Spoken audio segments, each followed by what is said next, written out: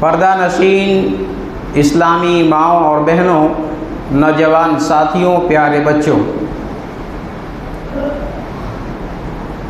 سب سے اہم بات یہ ہے کہ ہم اور آپ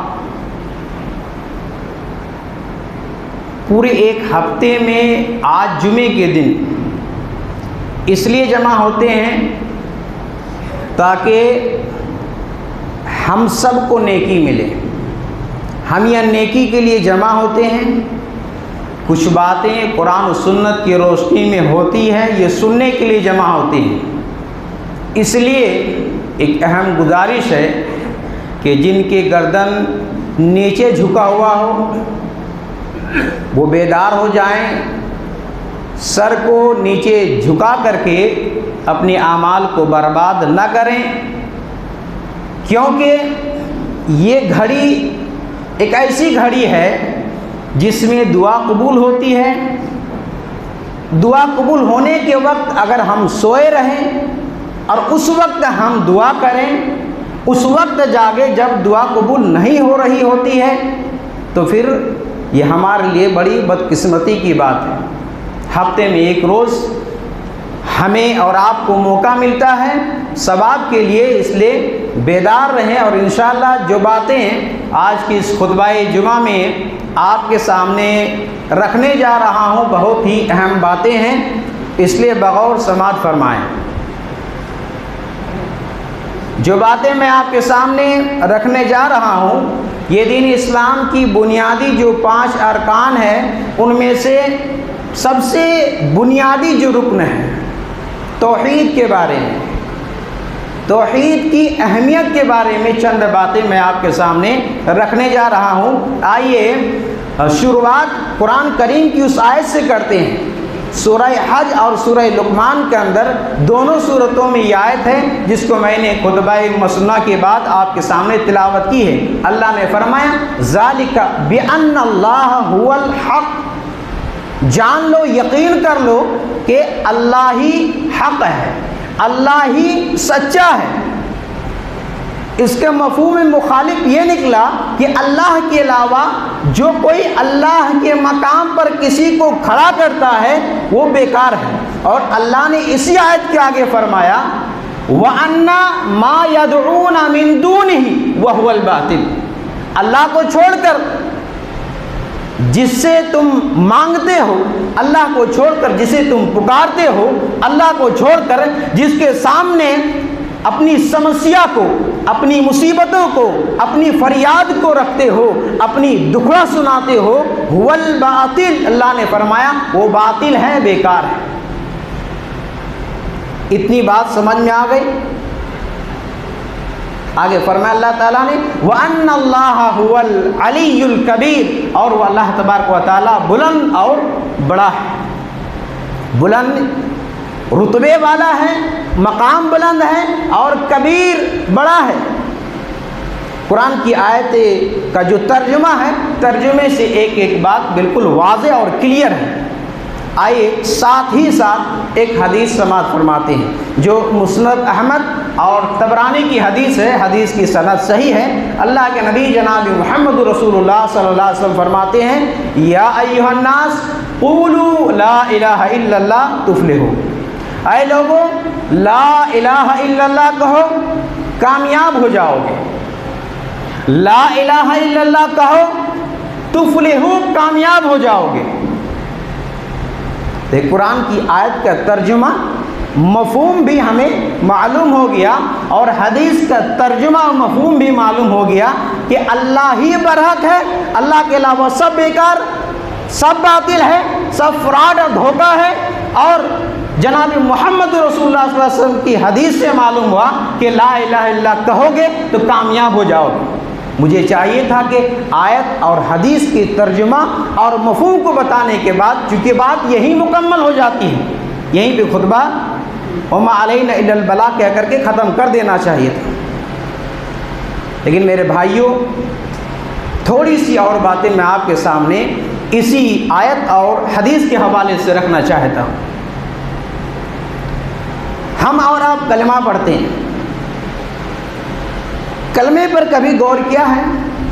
لا الہ الا اللہ کا اقرار کرتے ہیں اور اس کے اقرار کے بغیر کوئی ایمان میں داخل نہیں ہو سکتا ہے۔ کبھی اس پر غور کیا ہے کہ پورے لا الہ الا اللہ کے اندر کہیں پر ایک نقطہ نہیں ہے؟ آپ کے گھر کے ٹکڑے میں لکھا ہوا ہو یہ کلمہ، کتاب میں لکھا ہوا ہو، جا کے دیکھیے گا کہ کہیں پر بھی ایک نقطہ نہیں ہے لا الہ الا اللہ کے اندر۔ یعنی ہمارا اور آپ کا جو کلمہ ہے وہ نقطے سے پاک ہے، یعنی اللہ تبارک و تعالی ہر عیب سے پاک ہے، اور اللہ تبارک و تعالی یہ چاہتا ہے اپنے بندوں سے کہ میرا بندہ بھی ہر قسم کی غلاظت سے، ہر قسم کی ناپاکی سے اور ہر قسم کی گندگی سے اللہ پاک رکھنا چاہتا ہے۔ اگر اس کے اندر، اس کلمے کے اندر کوئی ایک حرف بھی نقطے والا ہوتا تو ہو سکتا ہے کہ انسان دھوکے میں آ کر کے جو نقطہ اوپر ہونا چاہیے تھا نیچے کر دیتا، یا نیچے ہونا چاہیے تھا اوپر کر دیتا، لیکن اللہ رب العالمین نے جو کلمہ دیا ہے، جو حروف دیے ہیں، جو لفظ دیے ہیں، اس میں کہیں پر ایک حرف بھی نقطے والا نہیں ہے۔ یہ احکم الحاکمین کا کمال ہے کہ جو کلمہ دیا ہے وہ بے عیب ہے، بے داغ ہے، لا الہ الا اللہ۔ اس کے فوراً بعد اللہ تبارک و تعالیٰ نے جو کلمہ دیا ہے، جس کے اقرار کیے بغیر ہم مسلمان نہیں ہو سکتے ہیں، محمد رسول اللہ صلی اللہ علیہ وسلم۔ محمد کے اندر بھی دیکھیں کوئی نقطہ نہیں، رسول کے اندر بھی دیکھیں کوئی نقطہ نہیں ہے، محمد اللہ کے رسول ہیں صلی اللہ علیہ وسلم۔ تو لا الہ الا اللہ، اس جملے سے معلوم ہوا کہ اللہ وہ ہے، اللہ نے ایک ایسا کلمہ دیا ہے جو بے عیب ہے، بغیر نقطے والا ہے۔ اللہ یعنی ہم اللہ کے، اس اللہ کے بندے ہیں جو عیب سے پاک ہے، اور ہم اس نبی کے امتی ہیں جو عیب سے پاک ہے۔ میرے بھائیوں، کتنا خوش نصیب ہیں ہم اور آپ کہ اس اللہ کے ماننے والے ہیں، اس رسول کی رسالت کو ہم تسلیم کرنے والے ہیں۔ جبھی تو اللہ کے رسول صلی اللہ علیہ وسلم نے فرمایا کہ لا الہ الا اللہ کہو کامیاب ہو جاؤ گے، لا الہ کا اقرار کر لو کامیاب ہو جاؤ گے، اور یہی مفہوم مکہ والے کو معلوم تھا، اس لیے وہ کلمہ کا اقرار نہیں کرتے تھے۔ آج افسوس ہوتا ہے کہ کلمہ پڑھنے والا مشرک ہوتا ہے، کلمہ پڑھنے والا کافر ہو جاتا ہے، کلمے کا اقرار کرنے کے بعد، اللہ کی وحدانیت کو اقرار کرنے کے بعد پھر یہ بے دین اور مرتد ہو جاتا ہے۔ ایک وہ مرتد تھا، ایک وہ کافر تھا، ایک وہ مشرک تھا جو اس کلمے کے مفہوم کو جانتا تھا کہ اگر ہم نے کلمہ پڑھا تو یہ 360 جو خدا ہم نے بنا رکھے ہیں، یہ جھوٹے جو معبود ہم گلے کا پٹے ہم نے بنا رکھے ہیں، انہیں ٹھکرانا پڑے گا، انہیں ہمیں لات مارنا پڑے گا، ان کا انکار کرنا پڑے گا، اسی لیے وہ کلمہ نہیں پڑھتے تھے۔ اور آج افسوس ہوتا ہے اس اللہ کے ہم بندے ہیں، اس رسول کی امتی ہیں جس کے اندر کوئی عیب نہیں، کوئی گندگی نہیں ہے، ہر عیب سے پاک ہے۔ آج ہم اللہ کو چھوڑ کر سینکڑوں کے در پہ اپنے سر کو جھکا رہے ہیں۔ میرے بھائیوں، کلمہ طیبہ توحید کا اقرار کرنے والا انسان جب اللہ کی وحدانیت کا اقرار کر لیتا ہے تو اللہ تبارک و تعالیٰ اس کی شان، مقام، مرتبے کو بہت بلند کر دیتا ہے۔ لیکن وہی بندہ کلمہ طیبہ کا اقرار کرنے کے بعد، اللہ کی وحدانیت کو قبول کرنے کے بعد، رسول صلی اللہ علیہ وسلم کی رسالت کو مان لینے کے بعد اگر وہ شرارت پر اتر آتا ہے، اگر وہ شرک کرنے لگتا ہے، اگر وہ رسول کی رسالت میں خیانت کرنے لگتا ہے، تو وہی اللہ اسے ذلیل اور رسوا کر دیتا ہے۔ آج دیکھ رہے ہیں ہماری حالت کیا ہے اپنے وطن کے اندر۔ آئیے دو حدیث میں اس کے ساتھ آپ کے سامنے رکھنا چاہتا ہوں۔ اللہ کے نبی صلی اللہ علیہ وسلم کی بڑی پیاری اور مشہور حدیث ہے۔ آپ صلی اللہ علیہ وسلم نے فرمایا، من مات وهو يعلم انه لا الہ الا اللہ دخل الجنہ، جس نے یہ جان لیا کہ لا الہ الا اللہ یعنی اللہ کے علاوہ کوئی معبود حقیقی نہیں ہے۔ لا الہ کے اندر کیا ہے معلوم ہے؟ لا الہ نہیں ہے کوئی معبود الا اللہ مگر اللہ۔ مطلب یہ ہوا کہ جو اللہ کو چھوڑ کر لوگوں نے جن کو معبود بنا رکھے ہیں یہ جھوٹے ہیں، یہ باطل ہیں، اور یہی تو سورہ حج میں اللہ نے کہا ہے کہ ذالک بأن اللہ هو الحق، وہی اللہ برحق ہے اور اس کے علاوہ سب باطل ہے، بیکار ہے۔ تو پہلے انکار کیا جاتا ہے کہ لوگوں نے جو معبود بنا رکھے ہیں، گڑھ رکھے ہیں، یہ بیکار ہے، اور اگر برحق ہے، سچا کوئی ہے تو اللہ ہے۔ اللہ کے نبی صلی اللہ علیہ وسلم فرماتے ہیں جو یہ جان لے اور اسی حالت میں اس کا انتقال ہو جائے دخل الجنہ، وہ جنت میں داخل ہوگا۔ اور بخاری اور مسلم کی ایک دوسری حدیث میں ہے کہ من مات لا یشرک باللہ فقد دخل الجنہ ومن مات یشرک باللہ شیئا دخل النار۔ جس کی موت اس حالت میں ہوئی کہ اس نے کبھی شرک نہیں کیا ہے جنت میں داخل ہوگا، اور جس کی موت اس حالت میں ہوئی ہے کہ اس نے ذرہ برابر بھی شرک کیا ہو جہنم میں جائے گا۔ میرے بھائیو، یہ توحید ہے کیا چیز؟ توحید کیا چیز ہے؟ توحید کے ماننے والے کا فائدہ کیا ہے اور اس کا نہ ماننے والے کا نقصان کیا ہے؟ سب سے بڑا فائدہ یہ ہے توحید پر چلنے والے کا کہ مرنے کے بعد جنت میں داخل ہوگا، اور توحید کا جو انکاری ہے سب سے بڑا نقصان ہے کہ مرنے کے بعد جہنم اس کا ٹھکانہ بنے گا۔ اللہ رب العالمین کی طاقت، جس کا دوسرا نام توحید ہے، اگر کسی بندے کے دل دماغ میں یہ رچ اور بس جائے کہ توحید ہی اصل دولت ہے، توحید ہی اصل ایمان اور پونجی ہے، تو پھر وہ کسی پر بھروسہ نہیں کر سکتا ہے۔ جب انہیں یہ پتہ چلے کہ نفع بھی ہوتا ہے تو اللہ کی طرف سے ہوتا ہے، نقصان بھی ہوتا ہے تو اللہ کی طرف سے ہوتا ہے، پھر وہ کسی پر اعتماد بھروسہ نہیں کر سکتا ہے۔ اللہ کی طاقت کیا ہے، اللہ کی وحدانیت کیا ہے، اللہ کی ایکتائیت کیا ہے، یہ سمجھنا چاہتے ہیں تو ہم دور اور دنیا پر نظر نہ ڈالیں، ہم اپنے جسم پر، اپنی باڈی پر غور کریں، سر سے پیر تک ہم اپنے نفس کے اندر محاسبہ کر لیں، غور کر لیں، نظر ثانی کر لیں کہ سر سے پیر تک جسم کے ایک ایک حصہ کو کس نے بنایا، دنیا کی کون سی کمپنی نے یہ پروڈکٹ بنا کر کے دیا ہے۔ پوچھا جائے پیر کس نے دیا ہے، جواب ملے گا اللہ نے دیا ہے۔ ہاتھ کس نے دیا ہے، جواب ملے گا اللہ نے دیا ہے۔ تو سر سے پیر تک، آنکھ ہو، کان ہو، ناک ہو، اور اندر جو چیزیں ہیں، جو مشنری چیزیں ہیں جس میں کھانا ہضم ہوتا ہے، ایک طرف غلاظتیں، گندگیاں نکلتی ہیں، یہ جو فلٹر ہوتا ہے، یہ ساری چیزیں بنانے والا کون ہے؟ جواب ملے گا اللہ رب العالمین ہے۔ میرے بھائیوں، یہ ایک چیز بھی اللہ کے علاوہ کوئی دے نہیں سکتا ہے۔ پانی کون دیتا ہے؟ ہوا کون چلاتا ہے؟ چاند اور سورج کو کون نکالتا ہے؟ کیا اللہ کے علاوہ یہ کام کوئی اور کر سکتا ہے؟ غور سے سنیے گا، اگر سر جھکا کے چلے گئے تو بدقسمتی کے سوا کچھ ملنے والا نہیں ہے۔ اور جو نقطہ میں بیان کرنے جا رہا ہوں یہ پورے خطبہ جمعہ کا خلاصہ ہے، میں بہت ہی مختصر وقت پر انشاءاللہ بات کو ختم کروں گا۔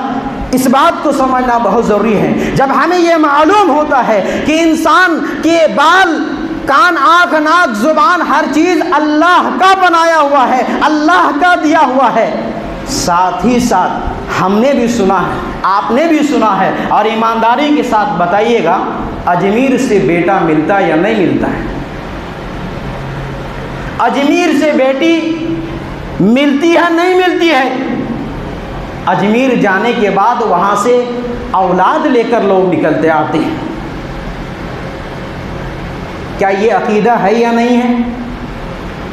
یہ عقیدہ ہے یا نہیں ہے کہ آپ کو معلوم ہے یا نہیں ہے کہ 4 سال ہو گئے شادی کے بعد، 6 سال ہو گئے اولاد نہیں ملی، اجمیر گئے ایک مرتبہ، چادر چڑھائے، وہاں سے آپ جھولا اور جھولی بھر کر کے لے کر آئے، بیٹا ہوا، بیٹی ہوئی، اولاد ہوا۔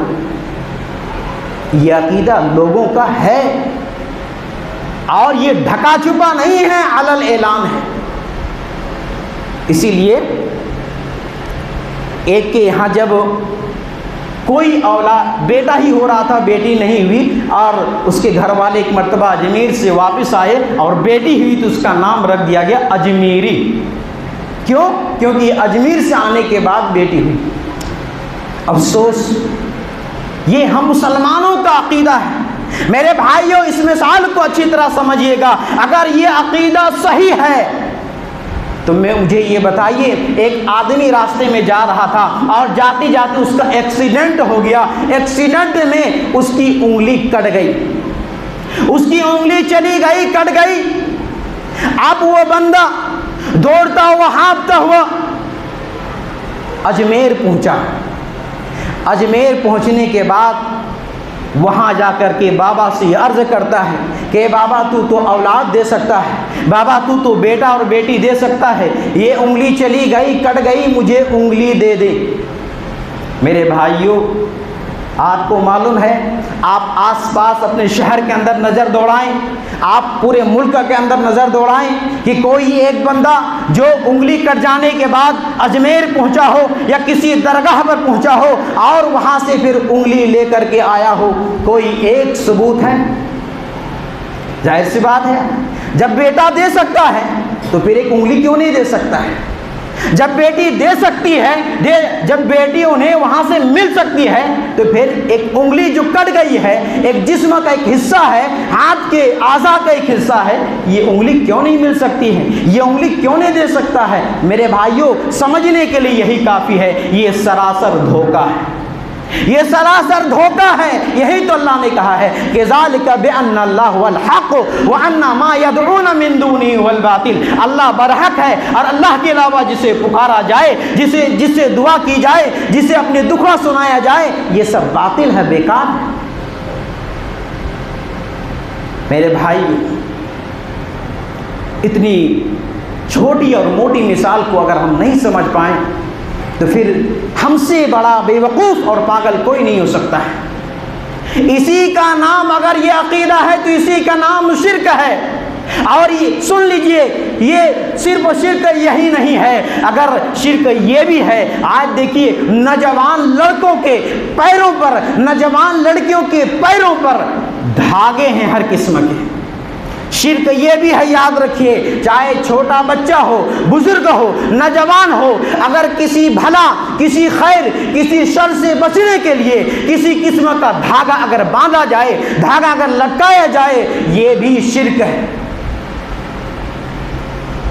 آج لوگ بھلا پانے کے لیے، مصیبت دور کرنے کے لیے نہ جانے کہاں کہاں کے در سے دھاگا لاتے ہیں۔ لال، کالے، پیلے دھاگا ہو یا نیمبو مرچ مسالہ کچھ بھی ہو، یہ چیزیں شرک ہے اگر ہمارا یہ عقیدہ ہے تو۔